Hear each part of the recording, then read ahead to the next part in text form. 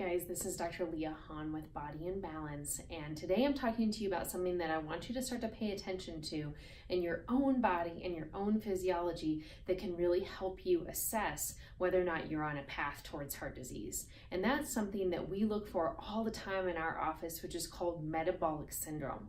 What metabolic syndrome is a variety of factors that show up in your physiology that tell us, one, you've got inflamed cells. You have physiology that is really directing you on a path towards heart disease. And so what those factors look like is a combination of things. So having more weight stored in your waist. So for females, if your waist circumference is over 35 inches, for men, if it's over 40 inches, you're storing a lot of belly fat. That indicates increase in cortisol, increase in blood sugar. So we've already got a lot of cellular damage and also a lot of inflammatory producing chemicals that are just coming from that belly fat as well. So not a good sign. The next one that we see is if you know that your triglycerides are over 150, if you know that your HDL or your good cholesterol is under 40 for men or under 50 for women.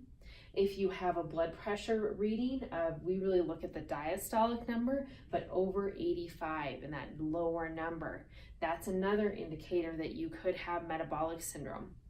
And the next one is having blood glucose over 100. So if you have 3 or more of those factors, you have metabolic syndrome.